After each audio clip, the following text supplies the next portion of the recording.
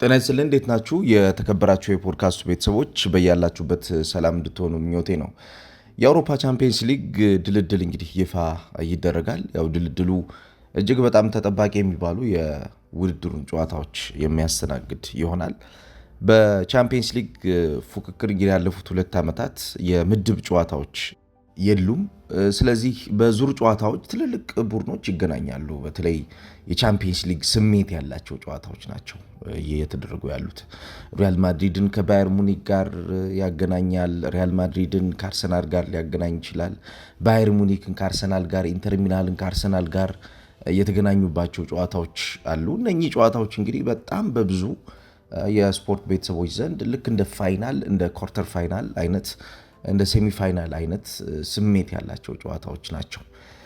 እነኚህን ጨዋታዎች እያየን ነው እንግዲህ በአውሮፓ ቻምፒየንስ ሊግ አሁን እስከ መጨረሻው የፍጻሜ ጨዋታ ላይ የሚጓዙ ቡድኖች ሌላ ጆርኒያቸው የሚያደርጉበት የድልድል ጊዜ እየጠበቁ ያሉት።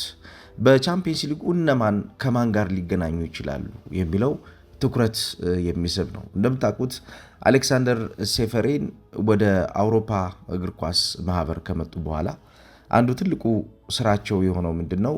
የአውሮፓ እግር ኳስን ኤሊት ኮምፒቲቲቭ ስትራክቸር መፍጠር ነበረ እቅዳቸው። የትልልቅ ቡድኖች እሳቤ ያለው የተፎካካሪ ቡድኖች ይበልጥ ገነው የሚታዩበት የጨዋታ መንገድ ነበረ የፈለጉት። ይሄ የጨዋታ መንገዳቸው ከታች ያሉት እንደነ ቦዶ ግሊምት፣ እንደ ቃራባግ አይነት ቡድኖች ያልተጠበቁ የአውሮፓ ቻምፒየንስ ሊግ ትልቅ ቡድኖችን በሚገጥሙበት ሰዓት ያልተጠበቁ ውጤቶችን እየተመለከትን ነበረ። እነዚህ ያልተጠበቁ ውጤቶች ያው በአሌክሳንደር ሰፌሬን አማካኝነት በተፈጠረው ፎርመንት የሚጠበቁ ናቸው፣ የሚፈለጉ ናቸው። ለምሳሌ ቦዶ ግሊምት ትልቅ የሚባለውን የአውሮፓ ቡድን እንዲያሰናብት ይፈልጋል። ከእቅዶቹ መካከልም አንዱ ነበረ። ይሳካል፣ ተሳክቷል።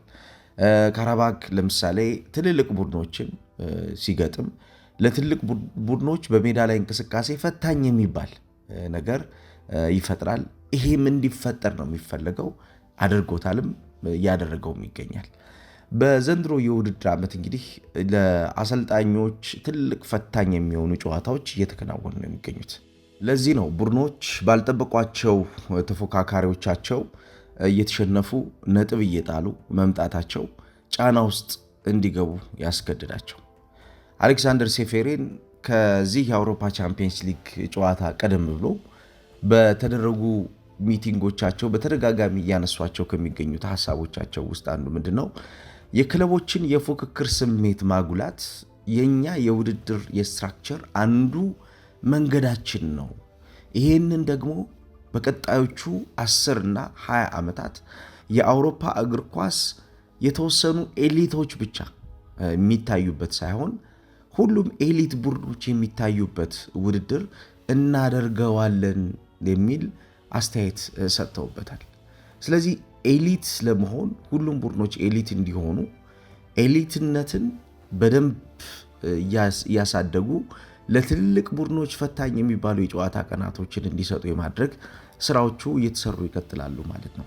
እግር ኳስ እንደምታውቁት በአንድ የጨዋታ ቀን ብቻ የሚወሰን ነገር የለውም። እግር ኳስ ግራጁዋል በሆኑ የጨዋታ ፐርፎርማንሶች ቡድኖች በሚደጋግሟቸው ነገሮች ላይ የሚያሳድጓቸው ነገሮች ይበልጥ ገነው ያደጉ ነገሮች የሚታዩበት ነው። ስለዚህ የሚደጋገሙትን ነገሮች ታሳቢ ያደረገ የእግር ኳስ የጨዋታ ስትራክቸር እንደሚኖር ይጠበቃል። በዘንድሮ የውድድር ዓመት የአውሮፓ ቻምፒየንስ ሊግ ውድድር ላይ ማን ከማን ጋር ሊገናኝ ይችላል የሚለው የሚጠበቅ ነው። ምናልባት ያልተጠበቁ ግንኙነቶችንም ልናይ እንችላለን። እነዚህ ግንኙነቶች በተለይ ቡድኖች እስከ መጨረሻው ፉክክር ድረስ የሚቀጥሉባቸውን አቅም የሚገነቡባቸው ጨዋታዎች ሊሆኑ ይችላሉ ተብሎ ይታሰባል። ምክንያቱም እነዚህን ጨዋታዎች ማሸነፋቸው በቀጣይ ጨዋታዎች ላይ ለሚኖረው የጨዋታ ጫና አሸናፊነታቸው የሚሰጠው ነገር ቀላል ስለማይሆን ማለት ነው። ስለዚህ እነማን ከማን ጋር ሊገናኙ ይችላሉ የሚለውን እስኪ ለመመልከት እንሞክራለን። ተጠባቂ ጨዋታዎች ናቸው እነኚህ ጨዋታዎች። የአውሮፓ ቻምፒየንስ ሊግ ትልልቅ ተፎካካሪ ቡድኖች መገናኘታቸው የውድድሩንም አንዱ የእይታ ሌብል ከፍ ያደርገዋል። አሌክሳንደር ቼፌሪን እንደተናገሩት ቀደም ሲል እንዳነሳሁት በሁሉም የፉክክር ሌቭል ላይ የሚገኙ ቡድኖችን ማገናኘት ነው ዋናው ዓላማችን ብለዋል። ምክንያቱም እያንዳንዱ ቡድን መጥቶ እዚህ ውድድር ላይ ትልቅ ኤክስፒሪየንስ አግኝቶ መሄድ አለበት ነው የሚሉት። ይሄ ፎርማቱ እንግዲህ ሌላ ህይወት የፈጠረው ለዚህ ነው። ለምሳሌ በጣም በውድድሩ ትንሽ የሚባል ታሪክ ያለው ቡድን ትልልቅ ታሪክ ያላቸውን ቡድኖች በ20 ዓመት አንዴም ላይ ያገኘው ይችላል። ምክንያቱም በድሮ ፎርማት የቻምፒየንስ ሊግ የምድብ ጨዋታዎች አሉ። የቻምፒየንስ ሊግ የምድብ ጨዋታ ማለፍ ያልቻሉ ቡድኖች የዩሮፓ ሊግ ውድድር ነበር የሚሳተፉት። ዘንድሮ ግን በቻምፒየንስ ሊግ የምድብ ፎርማት አምና እንደዚሁ የቻምፒየንስ ሊግ የምድብ ፎርማት ስላልነበረ ቡድኖች ትንንሽ የሚባሉት ቡድኖች ማለትም በታሪክ ወይም ደግሞ በፉክክር ከዚህ በፊት ከነበራቸው ታሪክ አንጻር ትንሽ የሚባሉት ቡድኖች ትልልቆቹን ያገኟቸው ነበር። ይሄ ለሳቸውም ሆነ ለማኔጅመንታቸው ለአስተዳደራቸው ትልቅ የሆነ መንገድ የሰጣቸው ነው። እግር ኳስን ስናስብ ይላሉ አሌክሳንደር ቼፌሪን፣ እግር ኳስን ስናስብ የትልልቆቹ ብቻ አይደለም። እግር ኳስ የተንሰራሩ የሚገኙና ለማደግ ብዙ ሙከራዎችን ፋይናንሻል ችግሮቻቸውን እየፈቱ ያሉ ወጣቶቻቸውን በትልቅ መድረክ ለማሳየት ለሚሞክሩት ብዙዎቹ ለማያውቋቸውና እግር ኳስ ለማያውቃቸው መድረክ መሆን ይኖርበታል ይላሉ። እግር ኳስ ይሄ ነው ትልቁ እቅዳቸው። የቻምፒየንስ ሊግን እቅድ ዘንድሮና አምና የተለየ የሚያደርገው ከሚታወቁት ውጭ የማይታወቁት በመድረኩ ላይ የተሻለ ፉክክር እንዲያደርጉ መንገድ መዘጋጀቱ ነው። እያንዳንዱ የሚያድገውን ነገር ማየት ያለብን በሜዳ ላይ እንቅስቃሴ እነኚህ ያልተጠበቁ ቡድኖች በሚፈጥሩት ጫና ነው። ኢንተርቴይን የሚደረገው ትልልቅ ቡድኖች የሚያደርጉትን ጨዋታ ብቻ መመልከት አይደለም። ኢንተርቴይን የሚያደርገው እነኚህ ያልጠበቅናቸው ቡድኖች ሰርፕራይዚንግ ዊነር ሲሆኑ ነው ይላሉ ቼፌሪን። በእርግጥም ዘንድሮ እንደነ ቦዶ ግሊምት አይነት ቡድኖች ሰርፕራይዚንግ ቲሞች ናቸው። እንግዲህ ያልጠበቅናቸውን የጨዋታ ቀናቶች ሰጥተውናል። ለትልልቅ ቡድኖች ፈታኝ የሚባል ነገር ሰጥተዋል። ቦዶ ግሊምት በእግር ኳስ የተሻለ ነገር ማምጣት እንዴት ይቻላል ለሚለው ምልክት የሰጠ ቡድን። ይሄ ቡድን ትልልቅ የሚባሉ ዝውውሮችን ሳይፈጽም ለትልልቅ ቡድኖች ግን የተሻለ ነገር መስጠት፣ ተፎካካሪ መሆን ያሳየበት የውድድር መድረክ ነበር። ያው 23ኛ ሆኖ ነበር መጀመሪያ ላይ የጨረሰው በ8 ጨዋታዎች።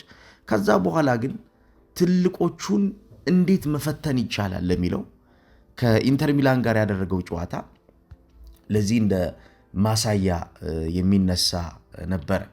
ያው የቦዶ ግሊምት ጆርኒ ትልቅ ጆርኒ ነው። ኢንተር ሚላንን በመጀመሪያው ጨዋታ 3-1 በሆነ ውጤት አሸነፈ። ከዛ በኋላ በመልሶ ጨዋታ ኢንተር ሚላንን 2-1 አሸነፈ። በአጠቃላይ 5-2 በሆነ ውጤት አሸንፎ ከውድድር ውጭ አድርጎታል። እንግዲህ የቻምፒየንስ ሊግ የፍጻሜ ተፋላሚ ይሆናሉ ተብለው ኤክስፔክት ከሚደረጉ ቡድኖች መካከል አንዱ ነው ኢንተር ሚላን በዘንድሮ የውድድር ዓመት። ይህንን ጉዞ ካሰናከሉ ቡድኖች መካከል ቦዶ ግሊምት ይገኛል። የዘንድሮ የቦዶ ግሊምት ታሪክ ደግሞ ምናልባት ለአሌክሳንደር ቼፌሪን የልብ የሚሰጥ ይመስላል። ምክንያቱም ኢንተር ሚላንን በደርሶ መልስ ማሸነፉ ብቻ አይደለም፣ አትሌቲኮ ማድሪድን 2-1 አሸንፏል። በዚህ ጉዞ የቦዶ ግሊምት ታሪክ ገድሉ በዚህ የሚያልቅ አይደለም። ማንቸስተር ሲቲን 3-1 በሆነ ውጤት አሸንፏል።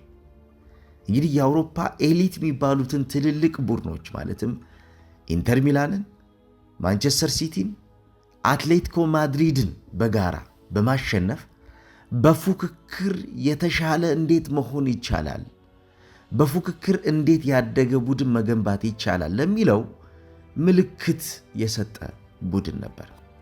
እንዳውም አሰልጣኝ ፔፕ ጋርዲዮላ ከሽንፈቱ በኋላ በቦዶ ግሊምት ከተሸነፈበት ጨዋታ በኋላ የሰጠው አስተያየት ለዚህ አንድ ማሳያ የሚሆን ይመስላል። እግር ኳስን ካያችሁት የእግር ኳስ ትልቁ ፖዚቲቭ ነገር እንደዚህ አይነት የፉክክር መድረኮች መፈጠራቸው ነው።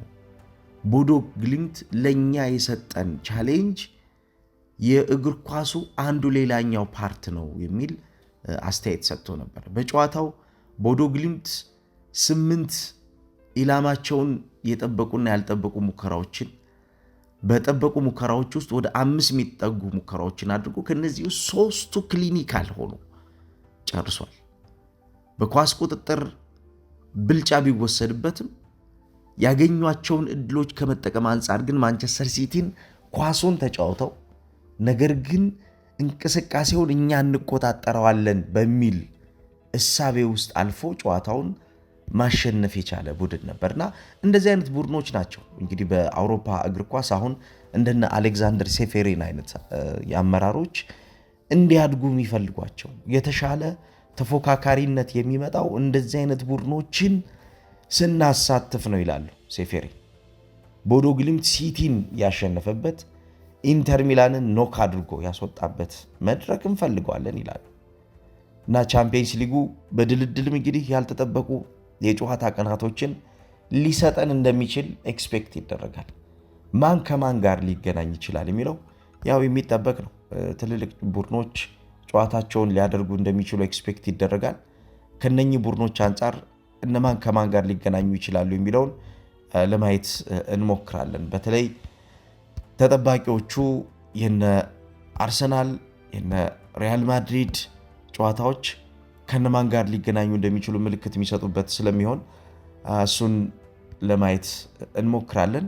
የቻምፒየንስ ሊግ ድልድሉ የት ሊወስዳቸው ይችላል የሚለው የምንመለከተው ጉዳይ ይሆናል።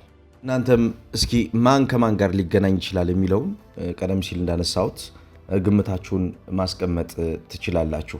እንግዲህ በቻምፒየንስ ሊግ የመጀመሪያዎቹ 8ቱ ቡድኖች አርሰናል፣ ባየር ሙኒክ፣ ሊቨርፑል፣ ቶተንሃም፣ ባርሴሎና፣ ቼልሲ፣ ስፖርቲንግ እና ማንቸስተር ሲቲ ናቸው።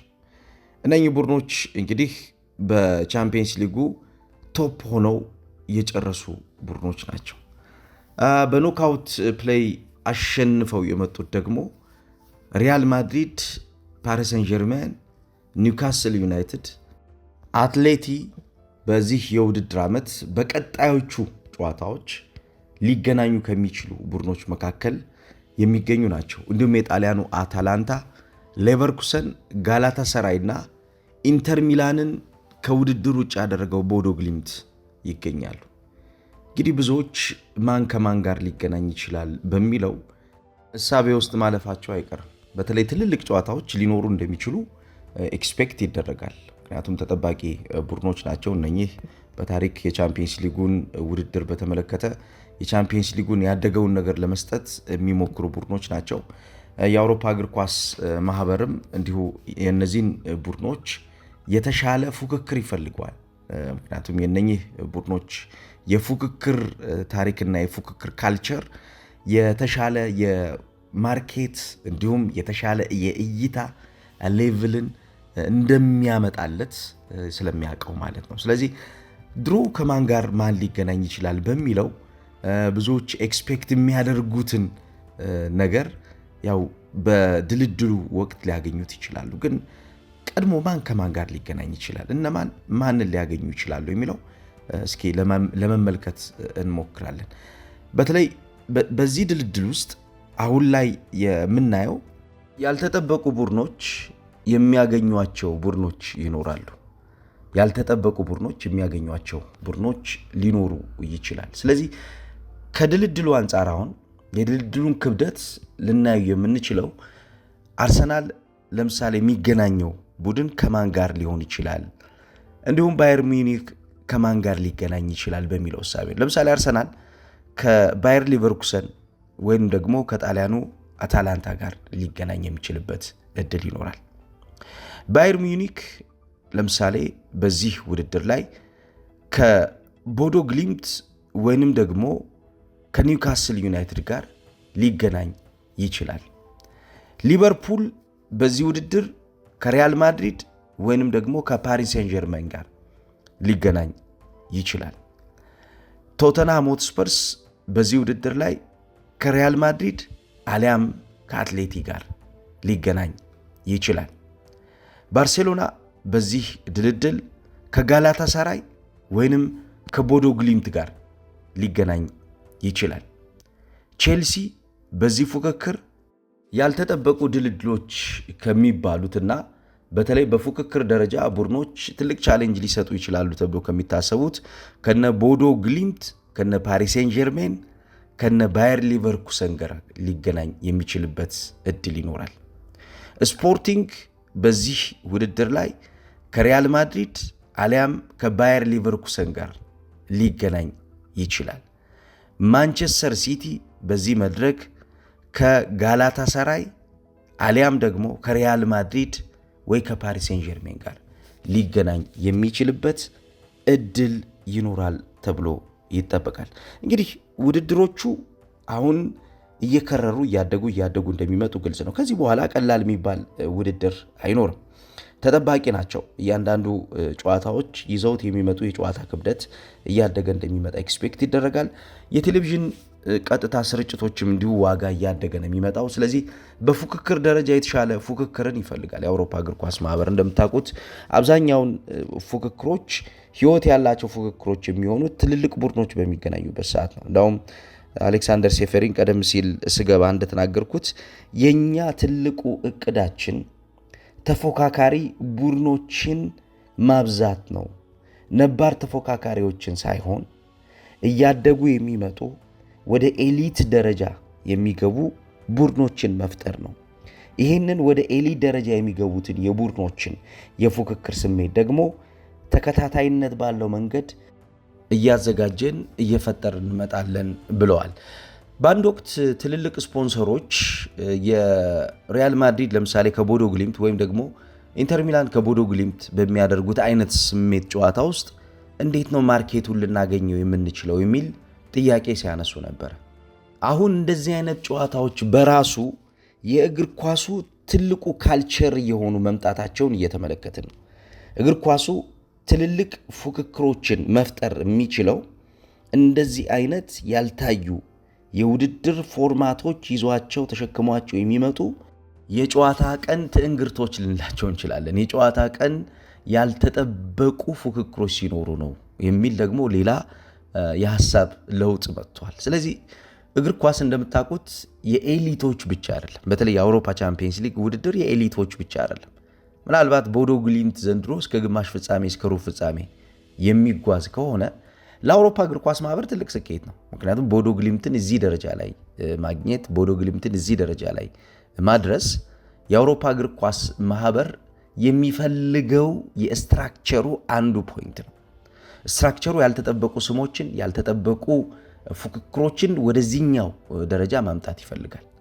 ስለዚህ ቦዶ ግሊምት የጀመረው ነገር በቀጣዮቹ ዓመታትም ያልተጠበቁ ቡድኖች እንዲያሳድጉት ይፈልጋል እና አሁን ላይ ትልቁ ትኩረት ከትልልቆቹ ይልቁን እንደነ ቦዶ ግሊምት አይነት ቡድኖች የሚፈጥሩትን ጫና ጭራሽ እንዳውም ስፖንሰሮች የሰርፕራይዚንግ ፓኬጅ እያደረጉት ይገኛሉ። እነኚህ ጨዋታዎች ከፍተኛ የሆነ ሽፋን እያገኙ ነው። ከፍተኛ የሆነ የእይታ ሌቭል እየፈጠሩ ይገኛሉና ከዚህም በኋላ በሚደረጉ ጨዋታዎች የሚኖረው የእይታ ሌቭል፣ ከዚህ በኋላ የሚኖረው የጨዋታው ሌላኛው መልክ እያደገ መምጣቱ የማይቀር ነው። አርሰናል በዘንድሮ የውድድር ዓመት በአውሮፓ ቻምፒየንስ ሊግ አንደኛ ሆኖ ነው የጨረሰው። እንዳያችሁት በውድድሩ ያስመዘገባቸው የጨዋታ ቀን ሪከርዶቹ ምናልባት አውሮፓ ውስጥ ከሚገኙት ኤሊት ቡድኖች ጠንካራው ለየጨዋታዎቹ ጥሩ ዝግጅት አድርጎ የመጣ ቡድን እንደነበር ያሳያል። 19 ንጹህ ጎሎች ነበሩት አርሰናል። በዚህ ውድድር ያልተሸነፈው ብቸኛው ቡድን አርሰናል ነው። በዚህ ውድድር የተሸነፈውን ብቸኛው ቡድን ያሸነፈው አርሰናል ነው። ይህም ባየር ሚኒክን ያሸነፈበት ጨዋታ ነው። ባየር ሚኒክ ካደረጋቸው 8 ጨዋታዎች 7ቱን አሸንፎ በአንዱ ሲሸነፍ በአርሰናል ላይ የተሸነፈው 21 እና 24 ነጥቦችን ይዘው ያጠናቀቁት። ሊቨርፑል በዚህ የውድድር መድረክ 2 ጊዜ ተሸንፏል። 18 ነጥቦችን ሰብስቦ ነው እንግዲህ ሶስተኛ ሆኖ ያጠናቀቀው። ያው ሊቨርፑል በዚህ የውድድር መድረክ ላይ 6 ጨዋታዎችን ማሸነፉ በአጠቃላይ 18 ነጥቦችን ይዞ እንዲያጠናቅቅ ረድቶታል። በእንግሊዝ ፕሪሚየር ሊግ ያልተጠበቀ ደካማ ጉዞ እያደረገ የሚገኘው ቶትናም ሆትስፐርስ በ8 ጨዋታዎች 17 ነጥቦችን ይዞ አራተኛ ደረጃ ይዞ ነው ያጠናቀቀው። ይሄ ማለት ከነ ሲቲ፣ ከነ ቼልሲ፣ ከነ ባርሴሎና፣ ከነ ሪያል ማድሪድ በላይ ሆኖ ነው ያጠናቀቀው። ይሄ የአውሮፓ ቻምፒየንስ ሊጉ ሌላው አስገራሚው የቡድኖች ጉዞ ነው። በቻምፒየንስ ሊጉ በጣም ስኬታማ የሆነው ቶትናም ሆትስፐርስ በእንግሊዝ ፕሪሚየር ሊግ ግን ላለመውረድ እየታገለ ነው የሚገኘው። ስለዚህ የቻምፒየንስ ሊጉ ጉዞ ላይ መቀጠሉ በእንግሊዝ ፕሪሚየር ሊግ ሰርቫይቫል ፖይንቱን ሌላ ጫና ውስጥ ይከትበታል ወይንስ ኢኒሺየት የሚያደርግለት ሌላ አድሬናሊን ያመጣለታል የሚለው የሚጠበቅ ነው የሚሆነው። ስለዚህ እንደዚህ አይነት ጨዋታዎች በጣም ትልቅ ጨዋታዎች ናቸው። የሚጠበቁ ፉክክሮች እንደሚሆኑ ኤክስፔክት ይደረጋል። ማን ከማን ጋር ይገናኛል? እስኪ ግምታችሁን አስቀምጡ። የቻምፒየንስ ሊግን ጥሩ ቀን ይውላችሁ።